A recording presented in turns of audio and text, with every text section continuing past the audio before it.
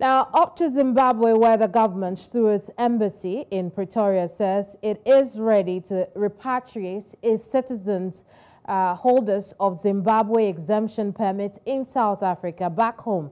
Speaking to the media this afternoon, the Zimbabwe Ambassador to South Africa said the exercise will be done in two parts, that is online and physically. In December 2021, the permit was extended for a period of 12 months to allow the holders thereof to apply for one or other visa provided for in the Immigration Act. The permit was further extended for another 6 months until 30th June 2023. News Central's Bongani Siziba was in Pretoria and filed this report. I'm here at the Zimbabwe Embassy in Pretoria, where the Ambassador of Zimbabwe, Mr. David Hamadziripi, had a crucial media briefing. We know that more than 180 Zimbabwean ZEP permits holders, their permits will be expiring that come June 2023. And the Ambassador was saying the embassy is open for all Zimbabweans who would want to go back home. Let's take a listen to what the Ambassador had to say. The embassy and the consulates of Zimbabwe will be conducting a mapping exercise to identify and register ZEP holders who wish to return home. The mapping exercise will be conducted in the course of February and March 2023 across all the provinces of South Africa. This exercise is composed of two parts, the first being an online registration, while the second part involves physical visits by multi-sectoral teams to designated areas across South Africa.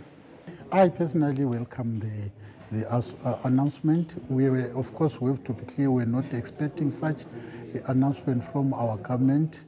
It is a lot of things have happened in the past, but they haven't come up with such programs. We think it's one of those, and I actually want to encourage our people to take advantage of the registration exercise so that there is that smooth transition from this other country to the other country. But there are some Zimbabweans who are saying they have nothing to go back home to, many of them citing economic and political problems. From what he's just gone into is that to look into the procedures of repatriating Zimbabweans. But there are issues where the source of the problem could be political violence or could be economic meltdown.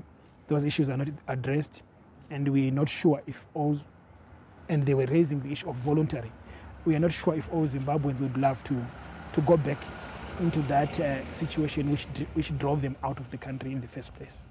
The ambassador said this move is being done early so that it can accommodate parents who would want to move their children back to Zimbabwe to accommodate them in their academics. Again, part of the reason why we are conducting this mapping exercise is to get an idea of the numbers of school children that we are looking at, the grades that they are in. And I can tell you that there is a very close and strong cooperation between our Ministry of Primary and Secondary Education and this Ministry of Basic Education here. The South African government gave a grace period to many Zimbabweans who are here in South Africa, the holders of ZEP, to apply for waivers up until June. But many Zimbabweans that we have spoken to say they have not gotten any response from the Ministry of Home Affairs. From the Zimbabwean Embassy in Pretoria, Bongani Siziba for News Central TV.